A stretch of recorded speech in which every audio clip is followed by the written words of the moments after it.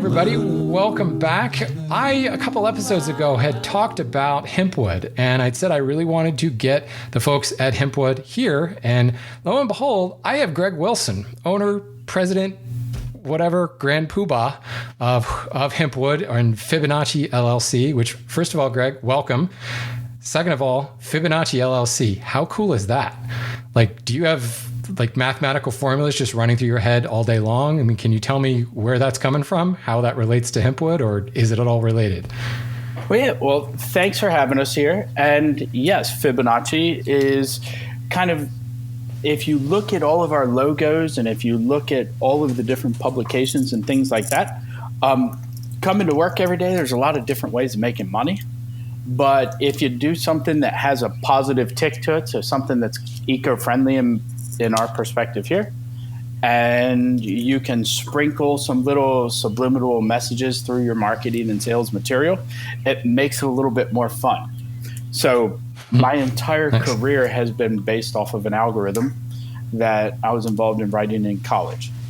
And so the algorithm of how a tree grows, and then reverse engineering that and being able to use fast growing plant fibers, focusing on oak because that's kind of the bulk of the market. Saying, hey, right, if I want to have a density, which gives you your hardness and then determines your stability of your wood, if you can start at the ending point and then work that backwards, it's just a math equation. So the Fibonacci sequence is actually in our algorithm for manufacturing all the different products that I've been involved with throughout my career. So I guess this is my 16th year of doing this stuff. Wow. I started with actually vinyl siding and oak flooring, and then moved into bamboo flooring, and then something called strand woven eucalyptus that you see Cali Bamboo sells all across the U.S. Sure. Yeah. And then smart oak down in Tasmania, and now Hempwood here in Kentucky. Smart oak. I'm actually quite familiar with that product. That's an interesting one because you're pulling all kinds of essentially tertiary local species and combining them into a composite product and selling it as one branded product, multiple species, correct? Yes, but it goes back even farther than that. So in Tasmania, when the British showed up, you had Captain Cook that showed up down there, Tasman, I believe, which is the Tasman Strait in Tasmania. They actually landed and said these trees have the same performance, and this is like 1600s, as oak, as European oak. And so they called it Tasmanian oak. And then the scientists showed up hundreds of years later and said, no, that's actually a eucalypt. And there's 3 different species of eucalypt that you guys are calling Tasmanian oak. So it's really neat how they do things there, but it performs similar to oak, but it is a eucalypt, and it is 3 different species, and some grow in a little bit more of the wet areas, the low areas, and then some grow more on hillsides to get more sunshine and less rain, less wet feet. So yeah, smart oak. My partner there is Dario Tomat, and him and I were hired by the forestry department in Tasmania.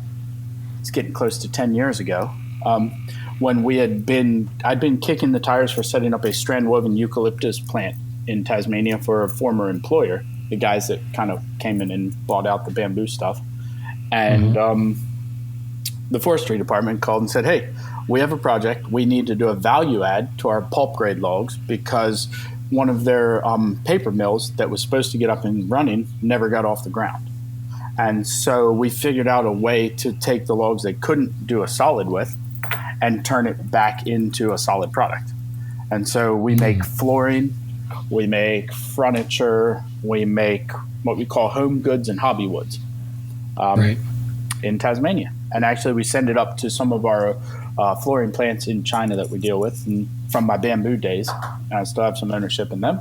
So we make the wood and then we send it to the flooring plants, and then we sell our flooring mostly back to Australia. Actually, the only one in the United States is in my previous house in Annapolis, where my business partner, he sent me 3 pallets of flooring and raw boards over as a wedding present in 2017, maybe 16, 17, something in there. Ended up knocking walls down, redoing the kitchen, doing this big great room as soon as you walk in the door with all smart oak trim, smart oak flooring, smart oak benches, smart oak dinner table, everything. And then we moved to Kentucky 4 months later. So Isn't that always how it goes? Very nice. Well, that's just down the road from me, Annapolis. I'm in Bel Air, Maryland, so probably an hour drive south of here down to interesting. Annapolis. My Very sister-in-law's nice. from Kingsville, right by you. Oh yeah. Drive through it every day on the way to the lumberyard. Very good. Right. So do you know where Edgewater is? Just Yes, south of Annapolis? absolutely. Sure. The little airport there that the Naval Academy has their little trainer planes on. Right. I'm right beside there. Oh, that's interesting. So, Small world. Look at that. absolutely.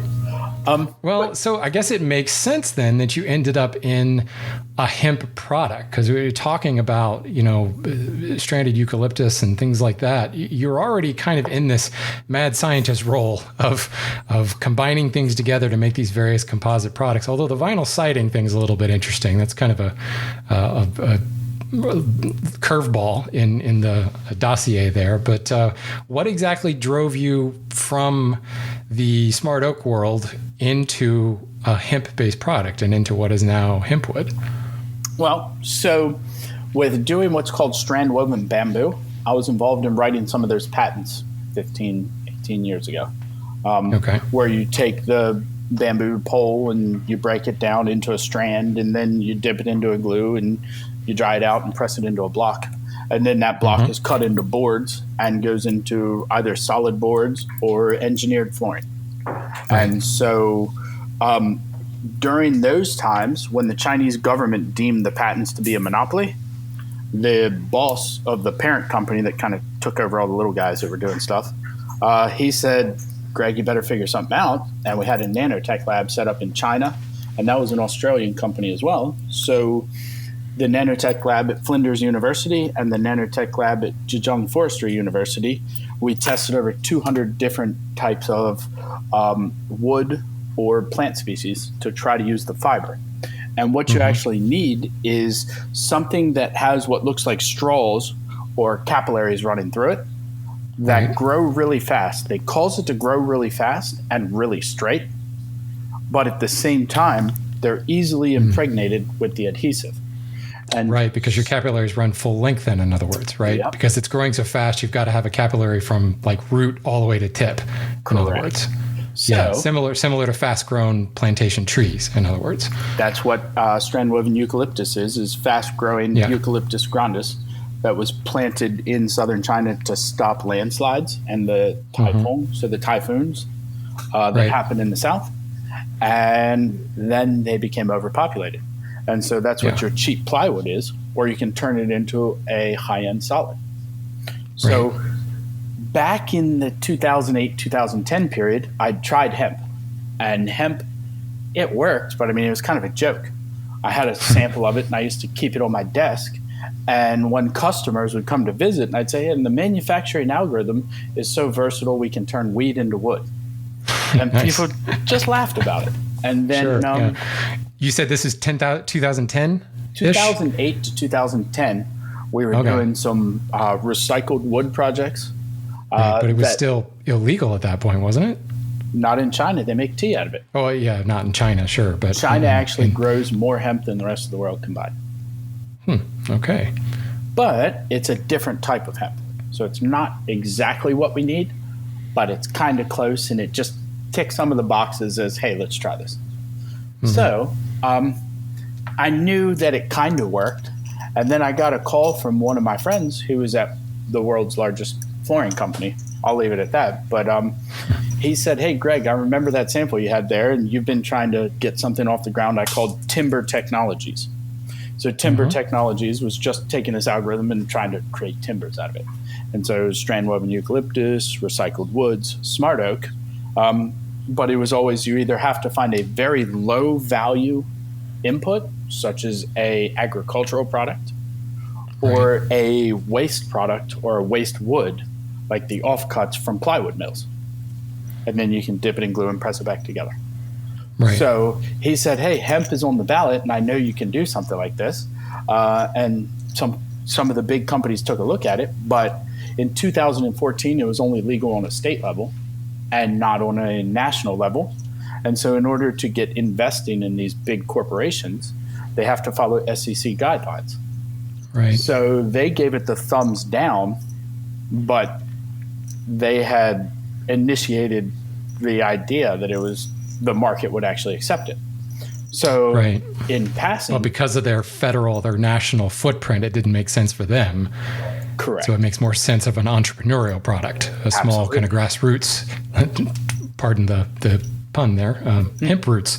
Very cool. So this is truly cottage industry, in other words. Yeah, I sold my house to build a factory. And it doesn't get All right. any more. Literally cottage industry. You got a cot in the office. Yeah, nice. Wow. But yes, so that's where it all started. And walking out the door, he said, "Hey, we can't do this, but you know what that means." He said, "You're sitting on $1 billion idea. You just have to go and put it into practice because we're telling you the market's there, but we're not allowed to service it. We can't touch it." So Interesting. I went home and turned the obviously was doing it on the sly. So I turned the bottom level of my house into a R&D center. And I joined up with a Oregon University and a Kentucky University because they were the two first states to go about it. Them and Colorado, and I think Vermont was on there too. So I found a West Coast and a Middle America University. I did a pilot program with them so I could get the hemp legally and start doing some of my trials. And Murray State University here in Murray, Kentucky was the easiest and best to work with. And so in doing trials for 2 years, then I filed patents before the last election. Also, I got married before the last election because my wife's Chinese. I lived in China for 14 years. So while setting up 53 bamboo plants over there, I met my wife. We came back here, and I figured hemp was on 6 ballots in the 2016 elections, and green cards weren't going to get any easier. So I rolled the dice, filed the patents right before the election, and got married. And then a year later, we actually had our church wedding. That's quite a year and quite a roll of the dice. That's fantastic. So here we are today. You now have a factory that's open. Of course, history is spoken, and the hemp agricultural farming is legal now. So are you actually doing the farming itself? Like, do you own acreage, or are you partnering with local farmers that are producing your raw material? So it's a little bit different every year. This industry is so young that it is more dynamic than anything you can imagine. We have a seed bank here in West Kentucky that is working on different types of genetics, and they're supported by a Polish research center. And the Polish research center never stopped doing genetic research on hemp, so they're about 90 years old, where the rest of the world kind of closed the curtain. So they have genetics that they've sent to the United States, and then they're trying to figure out how well they work and things like that, and how tall they'll grow and where you need to put them at sunlight hours, soils, fertilizers, all that. You're not allowed to use pesticides nor herbicides. So here in West Kentucky, they are they're growing for the seed, and then they sell us the bottom of the product, just like the wheat straw model. So for wheat straw, the top of the wheat plant gets cut off, gets sent to a mill, and that's what makes flour to make bread. The same as the seed and the flour. It makes oils and it makes foods. Then the bottom of the plant has to get removed. And so they bale it up and sell it to us in 5-foot round bales that weigh about 700 pounds each. So that's our primary source of raw material. But the university grows it for us for different types of trials because we're part of the Murray State University Agricultural Hemp Innovation Center. And so, very nice. Yep. And working with them, they do cross-pollination studies. They do fertilizer studies. They're allowed to do some of the herbicides and pesticides that you're not allowed to commercially do because the USDA has not approved them yet. Right. And but still, you've got a working R&D going on right in your backyard. Well, very it gets even better than that. All right. So we also have, through the Agricultural Hemp Innovation Center, and other people, if they're involved in hemp research, joining one of these centers is worth its weight in gold because we have a chemist who actually helps us develop and implement our adhesives in the plant. And he was a chemist who worked for Dow Chemical for 8 or 10 years before he became a professor here. Okay. So he does our research that we couldn't afford to have like an in-house 6-figure PhD do on a part-time basis at the university, which is funded through our donation to the Agricultural Hemp Innovation Center. And then he has his interns that work on it. And then we have the ag interns who work through the ag school here at Murray, which is actually top-notch in the world, I've found. Dr. Brandon was the first one to plant hemp in the U.S., and so they have 5 years experience, or 6 years, I guess, planting hemp. And so they have 3 different farms that they plant it on, and they can tell you more what not to do than what to do, because it's still such a wide range. But we have 3 interns from the ag school that work for us here, and they take our seeds and they plant them on campus. They have 3 different farms, and they tell us what's going to happen here. We actually have them plan a couple weeks in advance, and that way they can tell us what's going to happen 2 weeks from now in the age of our seed. So we can say, all right, harvest is ready. Let's go. Wow. Okay. We also have the engineering school.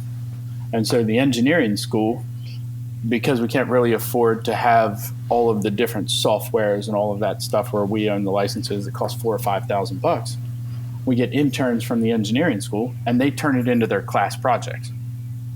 And so how to actually dip the glue has turned into the design for our new vat for dipping the glue, and also resulted in us buying a $30,000 Gorbel crane to be able to relieve some of the ergonomic issues that happen when you're trying to move too much material too fast by hand. Right. Wow. And we have the safety school. So they have the School of Engineering actually has a safety program. So we became OSHA compliant by getting a grad school intern to do his senior thesis on making us OSHA compliant. So the only way this is fantastic. Work is just buddying up with a university.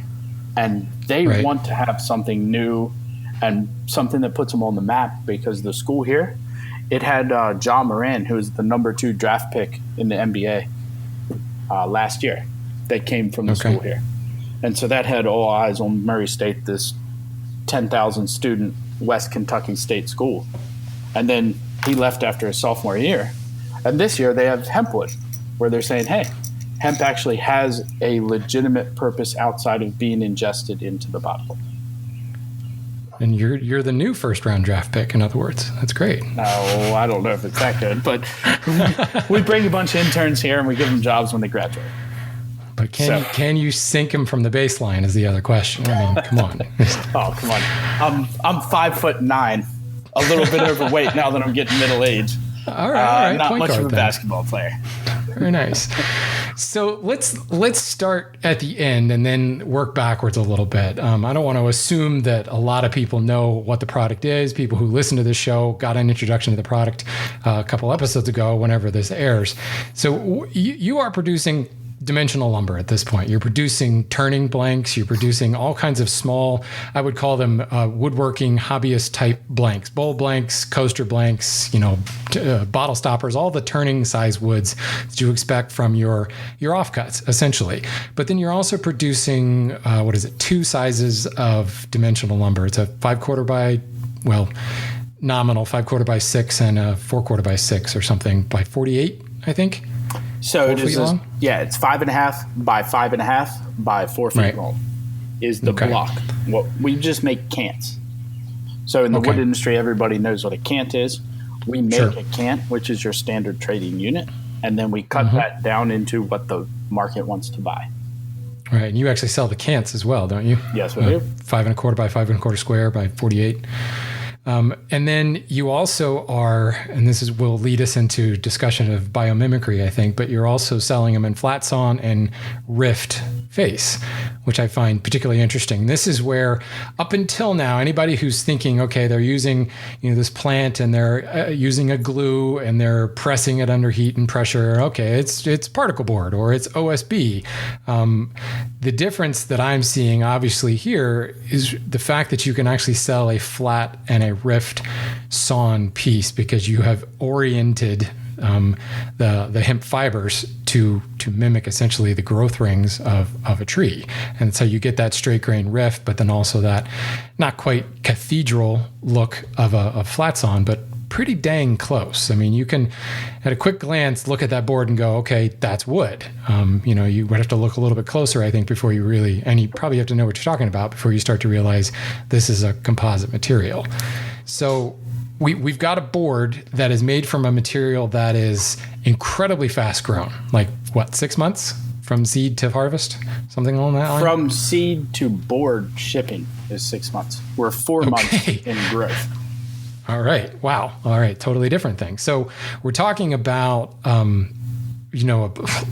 amazing cut off the time, decades and decades off of growing a tree. And then just the sheer amount of time for drying from log to lumber. You can have a year that will pass before something is actually ready to sell in most instances. And that's obviously taking away the decades of growth time.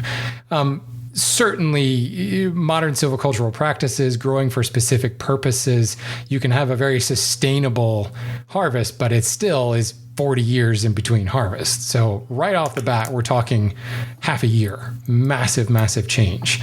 So let's compare, if we can, apples to apples. You're making boards. How do your boards stack up to other boards? Technically speaking, kind of run through things. We talk about hardness. I think on your website, you're in the 2,900 pounds force on Janka rating. Is that right? Yes. So Oregon State University has done some of these tests and trials for us over the last decade with the different products. And the Oregon State University, as well as some of our industry partners that are buying wood, have come back with results between 2,500 and 2,800. Sure. And so it all depends on which board you're working with and everything like that. Right. But the density of the product determines your hardness.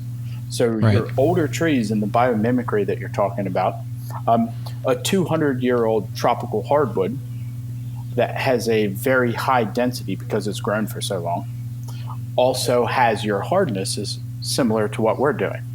Like your Ipes and your Brazilian cherries, Jatoba, all of those different wood species have a similar density, which directly translates into what your hardness is going to be. Because the Janka test is just a ball that you press and how much pressure does it take to make a certain size dent in it. Right. And so the whole thing is based around what's our compression ratio. And that compression ratio is based on what is the density of the raw material plus the glue, and then you have to dry it down to a certain moisture content so you don't get cracking like you see in normal wood. Because when you fresh cut a eucalyptus log that's 60%, 50-60% water, the first thing you see is cracks or splits in the end of the log. And so then you have to use your S spikes to be able to stick the end of the log, so if you're shipping it a long ways or whatever, you're not going to lose the end foot on each log. But we found that through this process, your standard operating procedure can be dried out before it gets to that point, and therefore you can avoid having those splits and cracks. Right. So there's all these different little things in the biomimicry that we're talking about here, but in general, we're about 20 to 30% harder than hickory. So for the domestic wood guys that are listening to this thing, it also comes with the pain in the ass of having to work it like hickory. Yeah. Because you need your carbide tips. And for this, planing doesn't work very well. You have to sand it.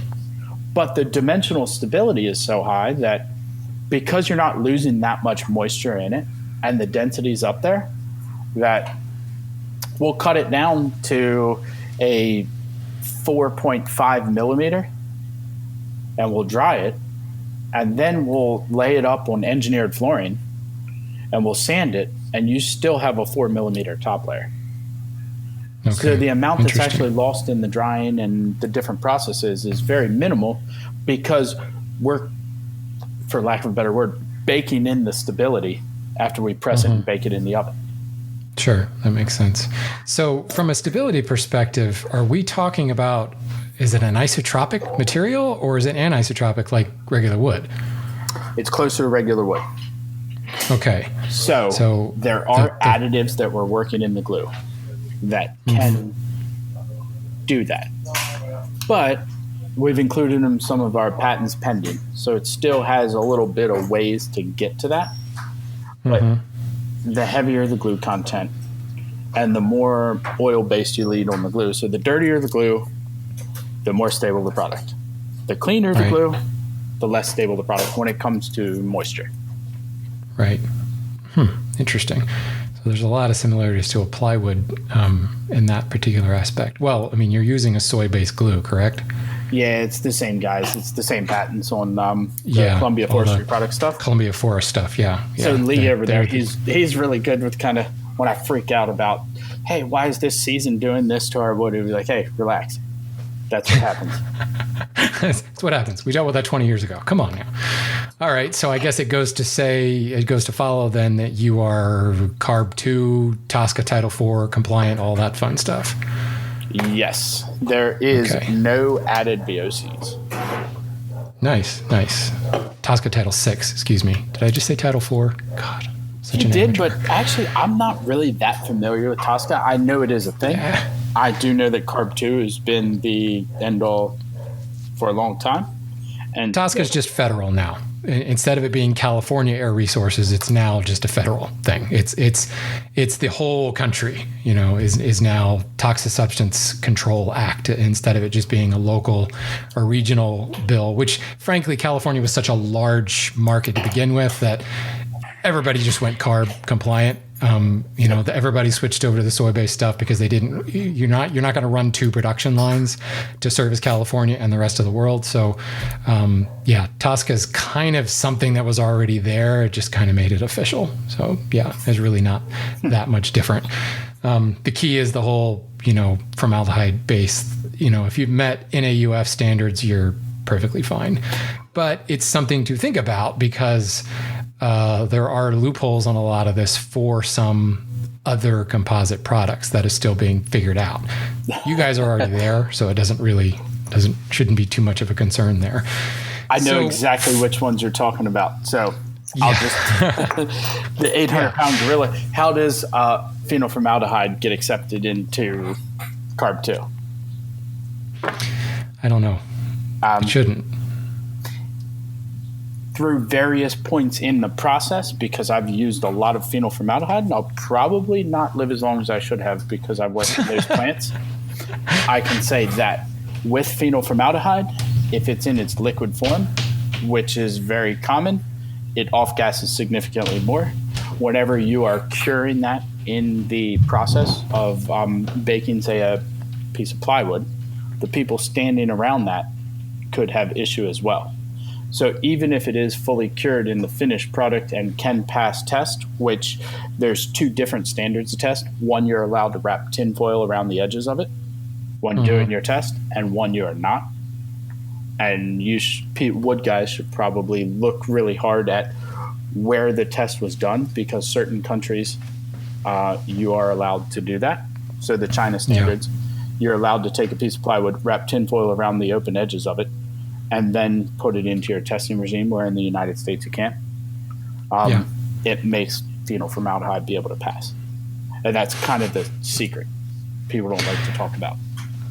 Yeah, well, there's a lot of other reasons not to buy Chinese plywood, but that's just one to add to the list. So for longtime listeners of this show, go back and listen to that plywood episode, and don't even get me started on Chinese plywood mills. That's a whole other issue there. So I think this is particularly interesting then. So we've got a dimensionally stable product that is, as hard as some of the best flooring on the market. I mean, Brazilian cherry Jataba is kind of the end all be all. It's really the golden standard, if you will, when it comes to hardness. It's a perfect flooring material. It's also quite dimensionally stable. It's interesting. I want to go back to something you said earlier about you don't want to plane this. You want to sand this product. Is that because the individual hemp fibers themselves just don't shear because they're so strong? Or what makes you say you have to sand it? It's exactly why. So if you compare this to a piece of concrete, The hemp fibers are like the rebar in the concrete. And then your hurd and your adhesives are what actually holds it together. And so those hemp fibers are so strong that they always become kind of frayed, like a piece of hemp rope. But you can sand them because planing always has this little stringy pieces that end up there. And if that doesn't work for some of the different products people are making, then you can do different wood hardeners for people that are turning bowls and stuff like that. They use CA glue around those really weird edges, or people that are doing picture frames. Or if you're doing a non-beveled engineered floor, which would essentially be for a tabletop. If you put on a CA glue or a polyurethane coating and then you sand it off, it actually hardens it enough that you can sand it.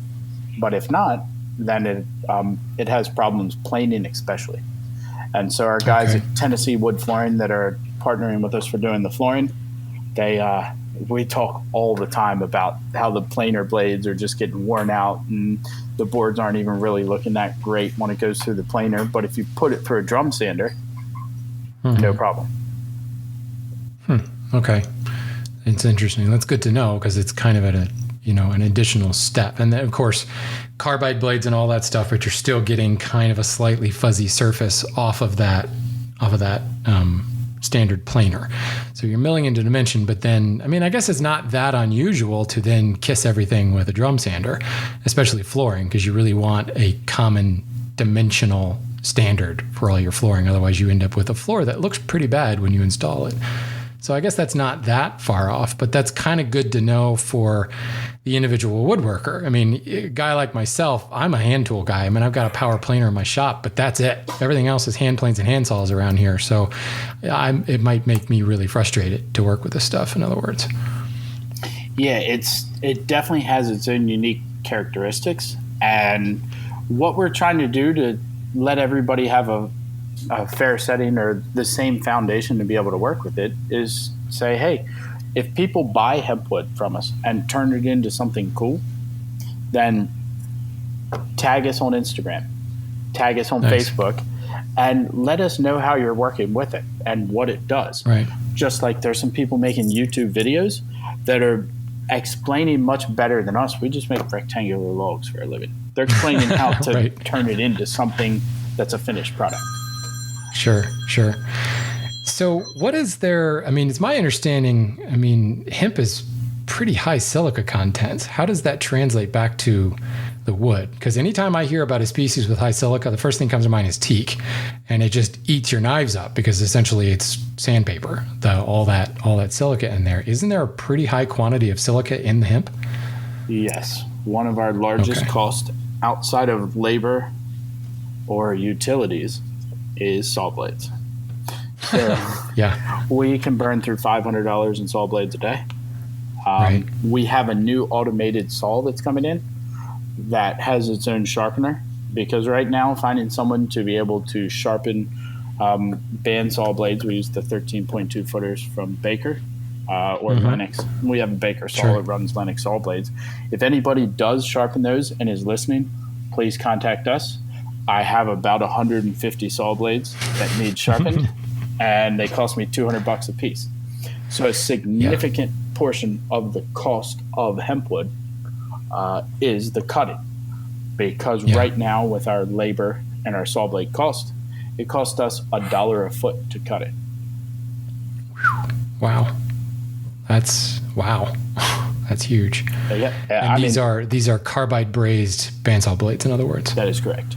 So on our 4-foot blocks, when we feed them through the saw, we get about 200 to 250 cuts per blade, and each blade costs us $230. So it costs us $1 a cut, and then when you back that out at 1.75 or 1.83 square feet that you get per cut, add the labor back in, and it comes pretty close to $1 a square foot. Yeah. So even on our top layers for our flooring, $1 a square foot is just cutting it. Yeah. That's that. Well, fortunately you've got more to the story to tell. I mean, there's certainly enough expensive flooring out there. Mushroom wood is a perfect example. It's essentially rotten wood that's been epoxy infused, and the stuff is selling for just ridiculous prices. And just because of the fact that it has a reclaimed label on it, you can sell it for $10 a square. Maybe not that much, but close. Still, that's an issue. I know we used to run carbide blades on our resaw for quite some time, and then we actually switched over to a new baker ourselves and run non-carbide blades for just about everything but the teaks and the ipes that we do have to run. But if we're resawing African sapele or something like that, we're using the non-carbide blades because those things are practically disposable. I mean, it's ridiculous how inexpensive they are. And we're like you, we've got a whole bunch of blades sitting around, and it's like, one of these days we'll package them up and ship them off to get sharpened, but you can buy them for like pennies compared to the carbide ones. Oh yeah, they're less than 20 bucks. It's a wonderful world when I know, and you're just kind of like, why did we use these carbide all the time? Because we get one cut out of this, no big deal. We'll just go on. It's not exactly an efficient way of looking at it. It's extremely wasteful, but you're right. Sharpening those things is ridiculous. So the new automated saw is going to actually be able to take care of that for you. Well, allegedly. So right. Let's wait until it gets put in place and run it for a couple of months before we go ahead and plan in those price cuts that haven't been realized yet. Right. Yeah. I've got a molder that has essentially a central brain that hooks both to the molder and all the various spindles and the spacing, but then it also hooks to a grinder. So as you dial in a setting for, say, a crown, and it's setting the spacing and on the various 6 molder heads, it's also then translating that information, that essentially that CAD drawing, over to the grinder so that it can actually start grinding exactly to a laser line to sharpen a knife. So while you're dulling knives while running whatever it is you're running, 1,000 feet of something, it's actually sharpening a knife at the same time. Now you still have to pull the knife and replace the knife, and there's all kinds of other little checks and balances in order to make sure the knife is set properly on the head, but it's pretty amazingly accurate because it's using the same information from the actual cutting machine to set up the grinding wheel and to set everything. Saw blade is a heck of a lot less complex because you don't have a whole bunch of profiles and contours and things. So it might actually do what it says it does. I actually haven't looked into anything like that, but that could be a game changer. The question is, how fast can it keep up? In other words, if you're going through blades that fast, you might need another one of those. So in our bamboo plants that I've worked with and helped set up over there, we run 42 of them, 24 hours a day, 350 days a year. So it will work. We just got to get it to work here. Sure. So we actually have, we have a team of like 80 people that just run saws. Wow. So it should work. In principle, it should work. It will work. But it needs to get here, get set up, get tweaked. Then we need to have the automatic stacker on the back so it doesn't still take 2 people to run.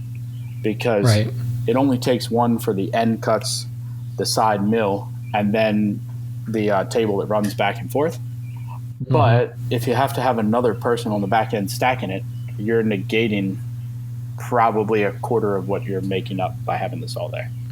Yeah. Yeah. These are the fun issues. This is the stuff that people don't realize when they complain about how much lumber costs. There's a lot of cost. It's very expensive to make boards, and a lot of it is that kind of intangible labor number. I mean, it'd be great. You can automate it, and you can do more capital expenses to automate, but then you end up with a maintenance issue, which comes back to a labor issue. Somebody's got to do some of that maintenance. It's a very expensive business. Oh, absolutely. We have another example of that is we actually have a bio burner that we put into our plant. And we got this thing installed in right around Christmas. And we got a little slap on the wrist last year from the EPA for burning hemp. Now, it came in the form of a warning, and we became clean air certified and stuff like that. But there was a burn ban last year for 2 or 3 months. And so as we were working through some of the product last year, we were just kind of stacking it up out back, and the pile got a little bit bigger than it should have. We ended up lighting it on fire. Then we had to revert to throwing away the hemp, which ended up being about $2,500 a month. And so in just disposing of the waste, the sawdust, as well as, because we have no herbicides and pesticides, 20% of our hemp that comes in the door is weeds. And so it has to be manually picked out. Wow. So in being manually picked out and thrown away, you got a ton or two a day. So it ended up being $2,500 a month. Hemp that gets rained on costs more in a dumpster. So we purchased a significant purchase, which was a bio burner. And so now we grind up our waste, and then it gets burnt in essentially a glorified pellet mill that then transmits the energy via glycine, which is a derivative of glycol, throughout the plant to our ovens and to our wood kiln and to heat the factory in the wintertime. Very nice. So very nice. It turned a $2,500 a month cost into $1,000 a month energy surplus, or replacing using electricity or natural gas for that. But now I got to pay a guy to grind it. Yeah, and it doesn't exactly grind well, does it? Yeah, now I got my engineering intern. Whenever he does something wrong, he goes back to what we call his office. He sits back there and grinds for an hour or two and thinks about what he did wrong. Nice. He's peeling potatoes. I like it. That's great. So walk me through the production process. You've got, a bale of hemp that is wet, I imagine. So it's got to be dried, right? You're drying it first before you're putting it into a press, or are you drying it while you're baking it? No, it is actually something that is standard in the hay or wheat straw industry. Okay. So field dry is one of our standards for bringing the material in. So it has to be dried less than 15%, which is you cut it down, you let it dry on one side for 2 or 3 days, and then you turn it over. And if there's no rains, you let it dry for 1 or 2 days until it's field dry, and then it's baled. So that bale comes into the plant, dried out, and we invented a machine we called the toilet paper unroller.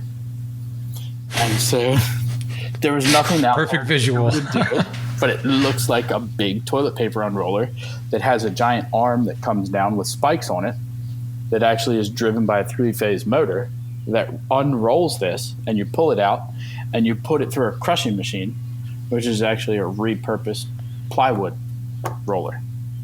Okay. So that pulls while the other thing pushes, unrolling it, and it rolls it out into our glue area, which then we take it and we put it into a batching system. And this batching system is basically chain link fence. Okay. It's dunked into glue.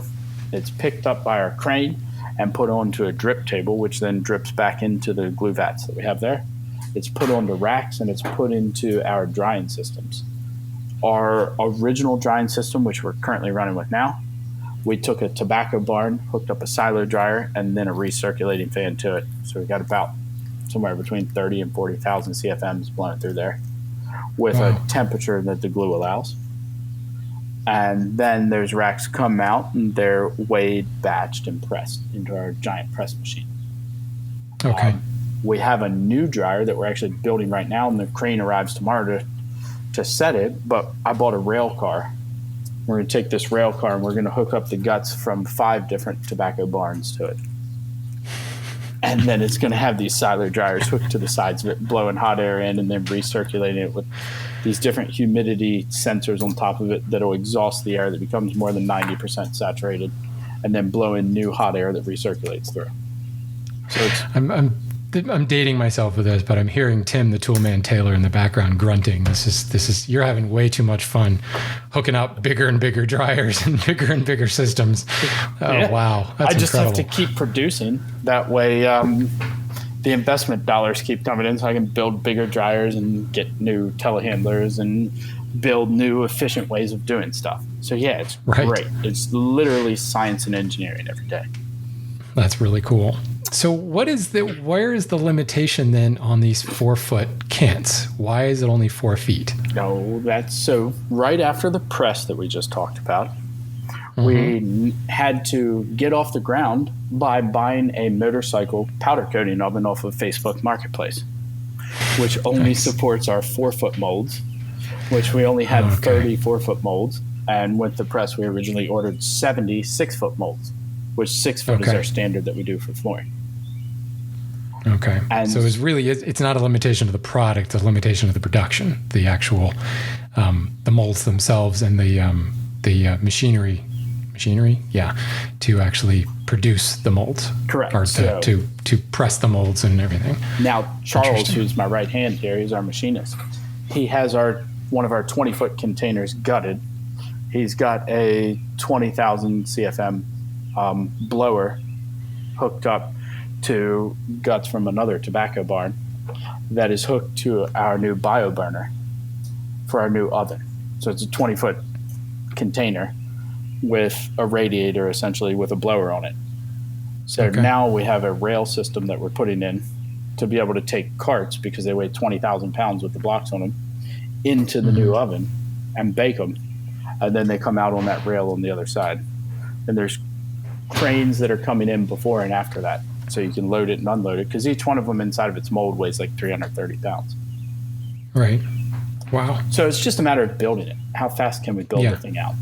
And it will Sure. be 6 foot within the next couple of months. Okay. That's fantastic. And then the new saw So- comes in, and we just finally got all of the hemp out of our sidewall. With coronavirus, it shut stuff down here for a little bit. So we were Sure. hoping to have in April the tool shop and the wood shop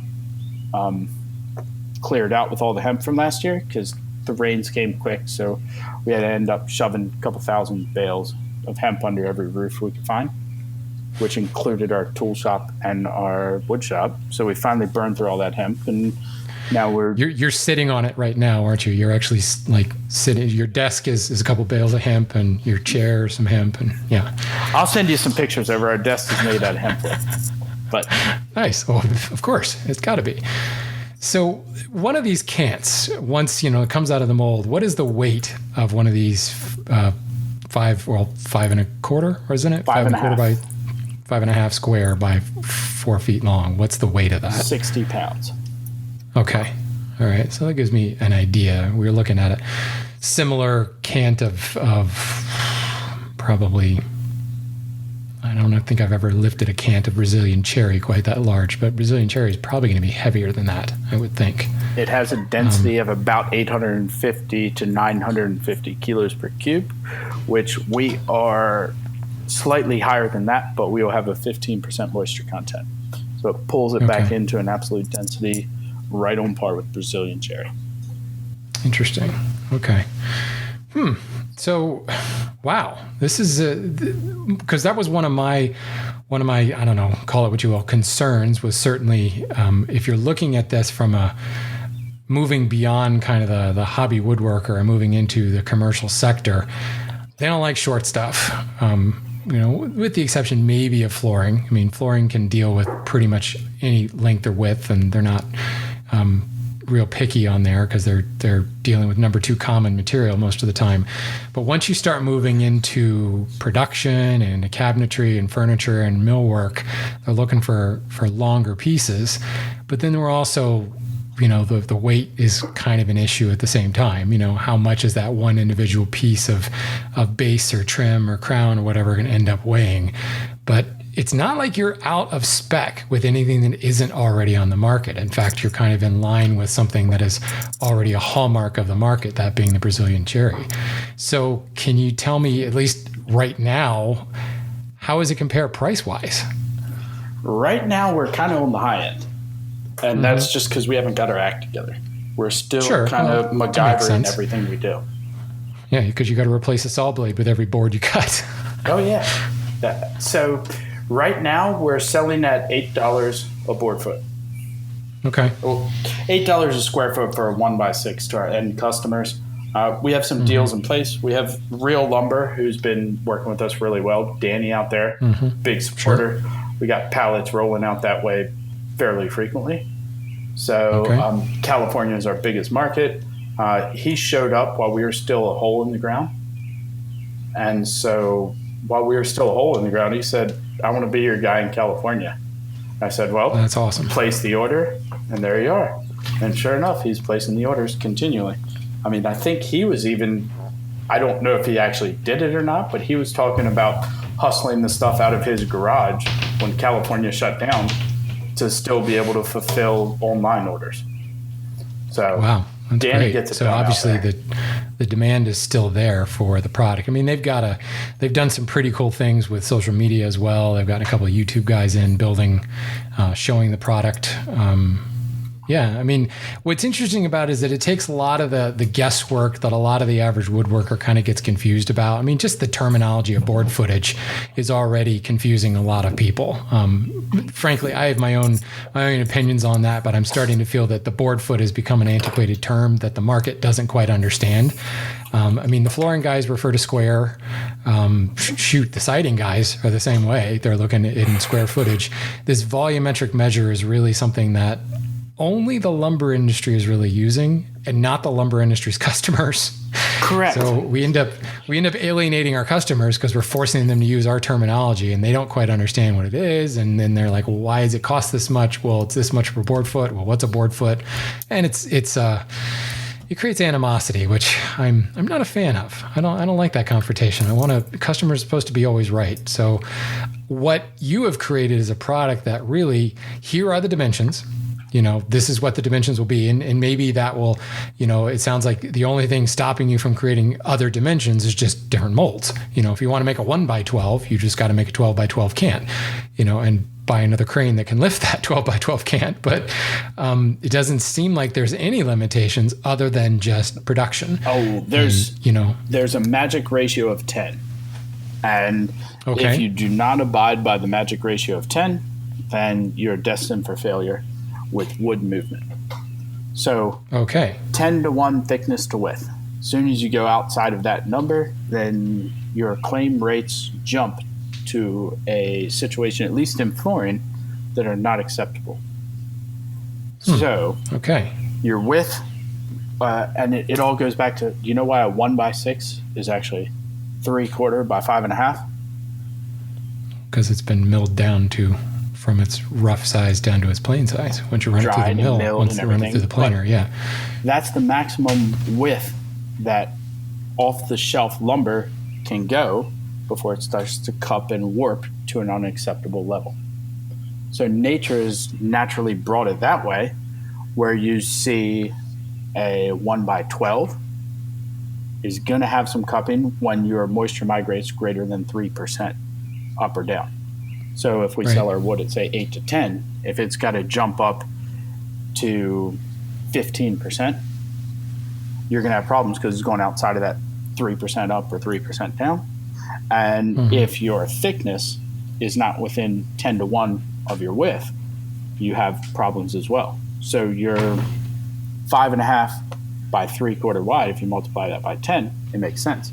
As soon as you go 1/2 inch thick by 5.5 wide, then you start having numbers and customers coming back to you that are saying, hey, this stuff's moving too much on me because I live on the coast, or it's moving too much on me because I live in the desert.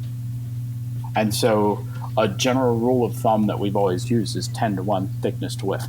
As soon as you go outside of that, like if you're trying to do a 1/4 inch piece, you got to laminate it on a piece of plywood.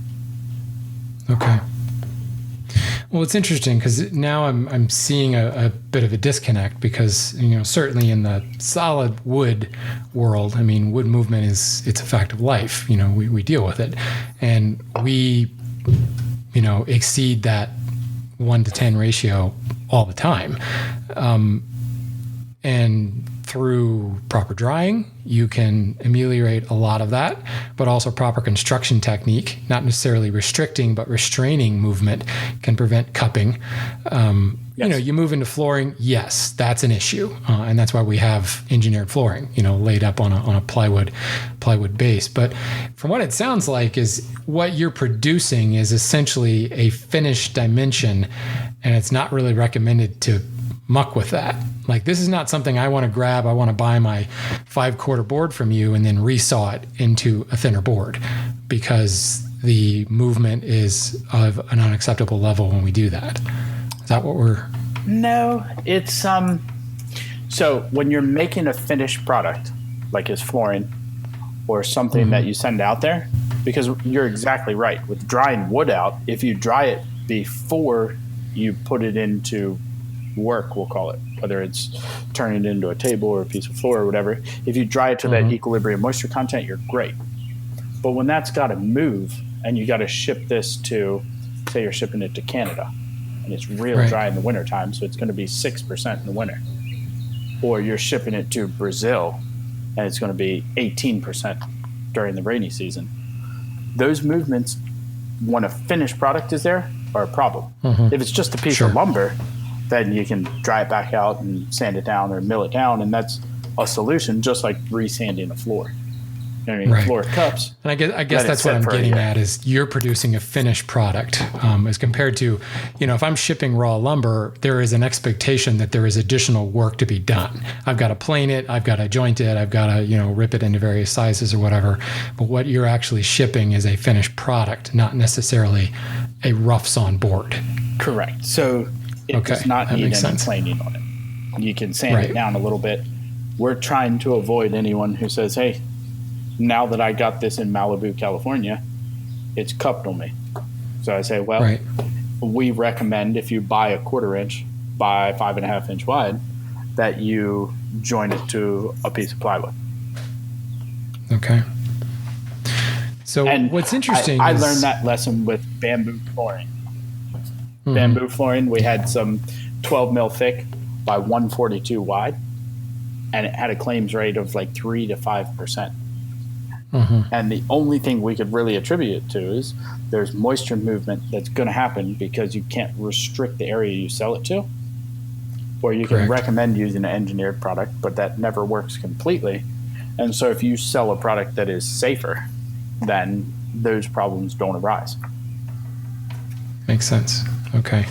Yeah. So there's I've been wanting to kind of lump this. I keep wanting to lump it into kind of a plywood composite product, but it's really kind of different, especially from a moisture perspective, because it's certainly not as, as well, just call it what it is, isotropic as plywood, and where plywood starts to warp is because it hasn't been dried properly. Corners have been cut somewhere, the individual plies haven't been dried as well, or in some instances the glue vat ran out halfway through production and nobody really noticed, and the extreme pressure and heat got it to stick together anyway, because a little bit of capillary action with the glue, but you still get shrinkage that happens. The really well-made plywood that stays flat as a board and doesn't move no matter where you ship it around the world is individually well-dried, well-selected veneers and well-applied glue with constant heat and pressure. But what you're actually making is it's not really about that, because this goes back to the biomimicry thing, the fact that you're putting together a stranded product. It is going to continue to expand and contract just like it would, in its natural state. In other words, we're not cross-banding anything like you would plywood. And I think that's the key differentiator there. Yes. I want to say this is a fully stable product because most composite things, when you think about them, particle board is really a stable product. It's a crappy product, but it's a stable product. This is not it. And I think that's kind of a key. And that, by listeners, this is not a, that's bad. It's something to keep in mind. We're not actually talking about a perfectly stable plywood. We're talking about something that does act a lot like wood. But yes, it's a hybrid in between your plywood and your solid wood. So it falls directly. But it only took 6 months to produce, which is crazy. Directly in between a solid oak and a piece of, I laid up a table today on top of a oak-faced piece of plywood that was made by Columbia Forestry Products. I love their stuff. It always works great. It comes out of West Virginia. So it's halfway in between a solid piece of oak and that piece of plywood on the high end. Okay. And that's why we say, hey, 20% more stable, that's easily acceptable. In reality, very often it shows more like 30 to 40% more stable. But if you under promise and over deliver, things tend to work out a little bit better. Yeah, it's always a good idea. Now, that's a really good way of looking at it. That actually helps me think about it a little bit differently, because I've been wanting to throw it on the other extreme of the composite or of the, not composite, engineered material, but hybrid is a really good way of looking at it. So that brings me to kind of my last question here. When we talk about composites and hybrid type products, I immediately start thinking of composite decking, wood flower core, some sort of ethylene outer sheath, if you will, or in some instances 100% wood flower. The biggest issue we have with composite decking was mold. And we've got a essentially grass-like product that is, it may be field dried and things, but hemp will mold if it gets wet pretty quickly. Am I right? So how are you dealing with the mold issue with hemp being your primary product? Well, a little bit of magic and a lot of science. Nice. No, it's actually dish detergent. So interesting. Our additive to our glue is dish detergent, which is anti-insect, anti-mold. Huh. Okay. So you're baking that into the process, literally. You're adding it into the glue compound, in other words. Correct. So very cool. This Spanish guy that I used to know, my family owns building companies in Maryland. So Hammerhead Contracting, my older brother runs that. That's our family business. Our drywall guy used to use dish detergent in the mud for drywall. And that's how you would get it so smooth, and that's how you wouldn't have mold spots coming in the join lines. And that actually rolls over into making hempwood. By adding dish detergent into it, you can keep the molds and the insects away. Wow. Okay, then. That's pretty cool.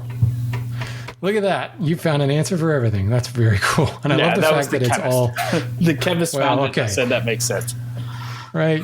Surround yourself with good people. That's what it's about. But still, what I love is that we're very bootstrapped here. We're buying our machinery on Facebook Marketplace. We're using palm olive in the glue. I love it. That's fantastic. That actually, that makes me want to buy hempwood more, actually, now that I hear the what's behind the curtain. That's very, very cool. Oh, yeah. We have 20 guys that are hired here at our plant. We just got our 20th person here. Everyone is paid above market wages by 20% in this area. And that's just because it's pretty hard work. And so with what we're doing here, until we figure out the automation and all the people that are smarter than me come in here and really sort it out so it makes money, it's just us kind of coming up with how to do it as we go along and just muscling through it. And so in the area that we're at, it's really inexpensive. But at the same time, if someone can make $15 an hour or something like that, it changes their life. When you have to go to a factory down the street and make $12 an hour for doing similar stuff, people come here and they work a little bit harder. They give it a little bit more. We try our best to sell to end customers. And we sell through our website. Most of our sales go there. We're really picky about resellers and stuff like that. And part of that comes along with the fact that kind of have a chip on our shoulder about American manufacturing going overseas, and a lot of those manufacturers just becoming a distributor, so they can buy something from overseas and then sell it on and make the same profit without having the overhead of actually making the stuff. And so we're working with people that are good to what we're doing and people that are really wanting to do value add to it. So we love the downstream manufacturers. We love people over in Arkansas making duck calls out of it, or people in Tennessee making flooring, or people that are turning it into all these different things you can see on our Instagram page, which is hempwood_. I mean, there's all these different neat things that are kind of the grassroots movement. We're instigating everybody sharing how to work with it and what to do with it, because it's such a new thing that, we'll be honest, we don't really know what we're doing.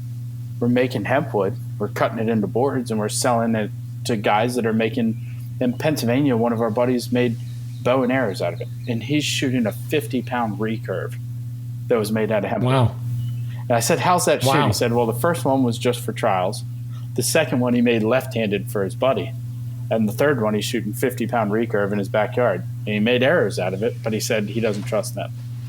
So the bow shoots, but not the arrows. There's people making everything you could think out of it, and it'll end up being one of those 1, 2, 3% parts of the market. The renewable alternative to a 60-year-old tree. And you can get it all on the website at hempwood.com. It's what we always say, and people call all the time, and really our whole marketing is people like you reach out to us and say, wow, that's cool. How can we put it out there? And so I appreciate that. And I just say, hey, it takes a village. If you go to the website, you buy something, or you email us at sales@hempwood.com.